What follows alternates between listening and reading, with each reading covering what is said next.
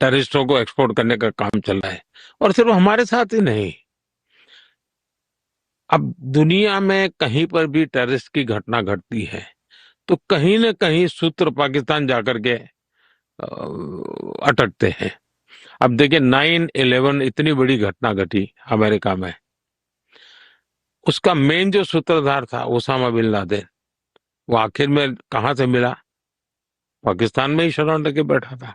बड़ी खबर, प्रधानमंत्री मोदी ने पाकिस्तान को लेकर बड़ी बात कह दी है। पीएम ने कहा कि पाकिस्तान दुनिया के लिए परेशानी का केंद्र बन गया है। विश्व में कहीं भी आतंकी घटना हो उसका सूत्र पाकिस्तान से मिलता है। प्रधानमंत्री ने 9/11 हमले का भी जिक्र किया। उन्होंने कहा कि हम तो शांति चाहते हैं, शांति से रहना चाहते हैं, लेकिन पाकिस्तान भारत के खिलाफ प्रॉक्सी वॉर छेड़े हुए शांति के हर प्रयास को विफल कर रहा है।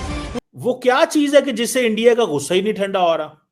मोदी साहब का गुस्सा ही नहीं ठंडा हो रहा इस चीज से। ये बात कह देना चाहिए पाकिस्तान इन्वॉल्व है, हर चीज में इन्वॉल्व है। भाई दहशतगर्दी तो रोज पाकिस्तान के अंदर हो रही है, डेली हो रही है। मीडिया पर्सन है या हमारे बड़े बड़े ऑफिसर जो हैं, जो हमें गद्दार कहते हैं, जो हमें कहते हैं कि यार इंडिया की तारीफ करते हैं, ये लोग मीडिया की पॉलिसीज बनवाएंगे कि इंडिया की तारीफ करा करें, इंडिया के साथ ताल्लुकात बेहतर करें। कि लोगों के जहन में ये है कि जी एक तसलसल से फौज वहाँ पे पिछले 20 सालों से ऑपरेशन कर रही है और अभी तक वहाँ पर ये वायलेंस कंट्रोल नहीं, और ऐसा कतन नहीं है। मोदी साहब एक ही चीज बोली जा रहे हैं, इंडिया एक ही चीज बोली जा रहा है, पाकिस्तान दहशतगर्दी करा रहा है। भाई पाकिस्तान दहशतगर्दी से मुतासर है, फिर वो कहते हैं जी if you will grow vipers at your, जी आपने ये सारे सांप पाले हैं।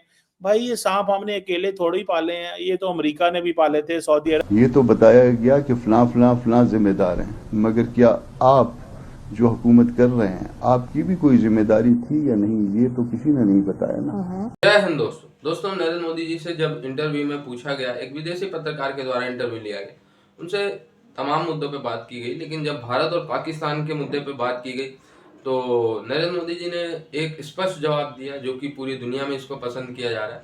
उन्होंने कहा चलिए हम नहीं मानते कि पाकिस्तान टेररिज्म करता है, बट जब हम किसी भी टेररिज्म घटना को देखते हैं, चाहे वो 9/11 हो, चाहे वो मुंबई हो, चाहे वो कहीं भी दुनिया के किसी भी कोने में हो रहा, अगर हम उसका आखिरी तार जोड़ते हैं तो पाकिस्तान से क्यों मिलता है? पाकिस्तान से मिलता है। इट मीन्स कि जो टेररिस्ट का जन्म देने वाले हैं, पनाह देने वाले हैं, वो पाकिस्तान। तो ये नरेंद्र मोदी जी का कहना था। इसके बाद फिर वो स्टेटमेंट जो है पाकिस्तानियों में भी वायरल हो गई। अब पाकिस्तानी रो रहे हैं कि नरेंद्र मोदी जी ने ऐसा कैसे कह दिया। ठीक है, वो हमेशा हमें टारगेट करते रहते हैं, हम उसका रिप्लाई क्यों नहीं देते? भाई रिप्लाई देने लायक तुम हो नहीं ना, तो कैसे दोगे रिप्लाई? रिप्लाई देने की औकात भी तो चाहिए। रिप्लाई देने से पहले खुद अपने गिरेबान में झांक के देखना होता है ना कि क्या जो वो कह रहे हैं वो सही है या नहीं।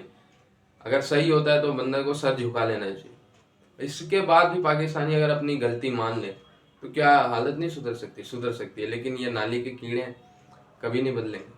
कि ये बात कह देना चाहिए पाकिस्तान इन्वॉल्व है, हर चीज में इन्वॉल्व है। भाई दहशतगर्दी तो रोज पाकिस्तान के अंदर हो रही है, डेली हो रही है। खैबर पख्तूनख्वा, बलोचिस्तान, खैबर पख्तूनख्वा, बलोचिस्तान, खैबर पख्तूनख्वा, बलोचिस्तान, डेली दहशतगर्दी हो रही है। तो मुझे ये बताएं कि वो किस चीज से मुतासर है? मुतासर तो हम है भाई, मुतासर तो पाकिस्तान है ना, लेकिन वो क्या चीज है कि जिससे इंडिया का गुस्सा ही नहीं ठंडा हो रहा? मोदी साहब का गुस्सा ही नहीं ठंडा हो रहा इस चीज से। मोदी साहब क्यों को अच्छे ही नहीं लग रहा? भाई मोदी साहब को अच्छा ही नहीं लगता। मोदी साहब एक ही चीज बोली जा रहे हैं, इंडिया एक ही चीज बोली जा रहा है, पाकिस्तान दहशतगर्दी करा रहा है। भाई पाकिस्तान दहशतगर्दी से मुतासर है, फिर वो कहते हैं जी if you will grow vipers at your, जी आपने ये सारे सांप पाले हैं। भाई ये सांप हमने अकेले थोड़े ही पाले हैं, ये तो अमेरिका ने भी पाले थे, सऊदी अरब ने भी पाले थे, सबने पाले थे। हमारे ऊपर क्यों बात आती है? हम कमजोर हैं इसलिए हमारे ऊपर बात आती है।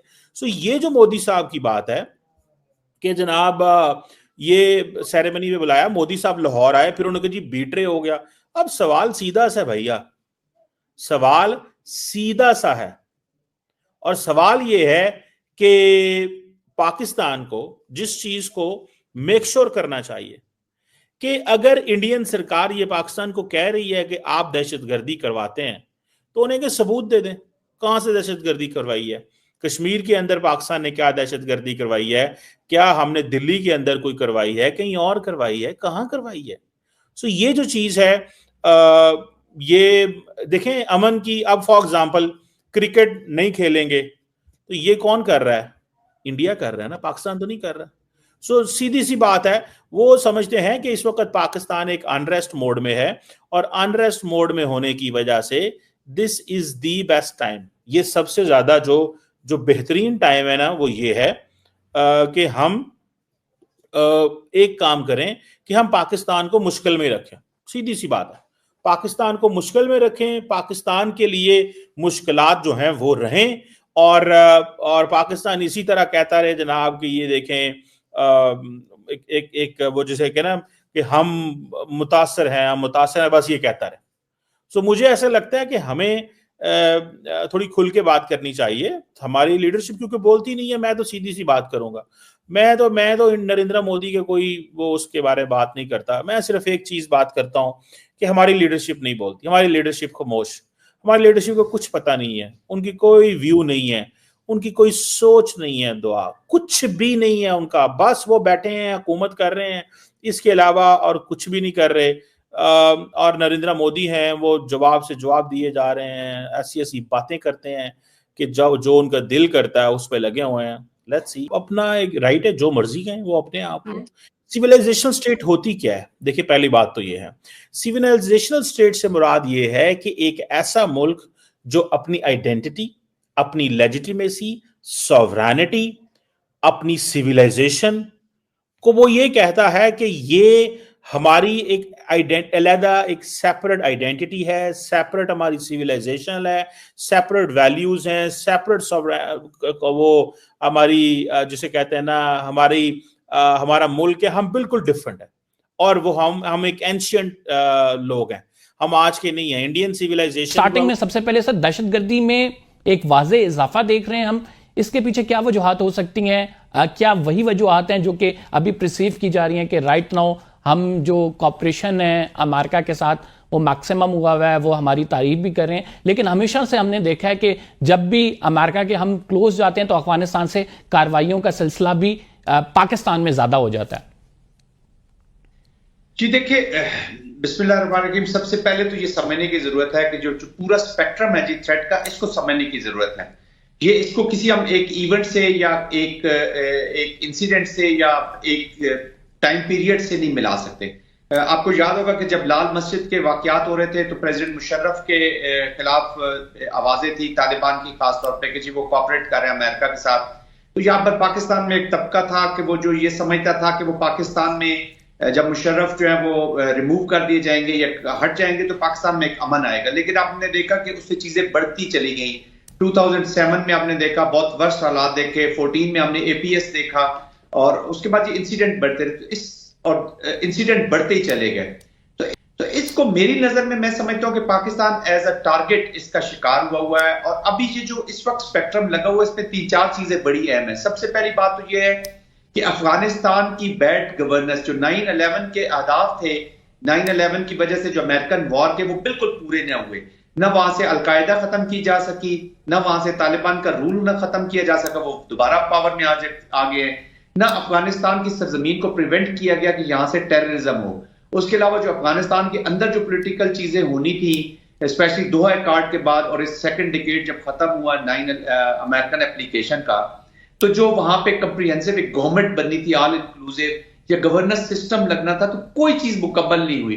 गोया कि अमेरिका यहां से एक कैओटिक अफगानिस्तान छोड़ के चला गया। अब अफगानिस्तान की जो सिस्टम है वो सारा चलता ही जी फ्रिक्शन और टेररिज्म रिलेटेड चीजों से है। अनफॉर्चुनेटली ये तो वहां की सिचुएशन है। फिर Afghanistan has become a hub of proxies जो अवेलेबल है मुख्तलिफ स्पॉन्सर्स को, जैसे इंडिया को अवेलेबल है, वहां से वो इन स्पॉन्सर्स को एज अ क्लाइंट यूज कर रहा है, जिसमें पाकिस्तान के खिलाफ इन्फेक्शन है उनको सबसे ज्यादा सपोर्ट मिल रही है। तो ये सारे क्लाइंट बन चुके हैं। अफगानिस्तान इंडिया की वहां से एप्लीकेशन पाकिस्तान के खिलाफ हो रही है।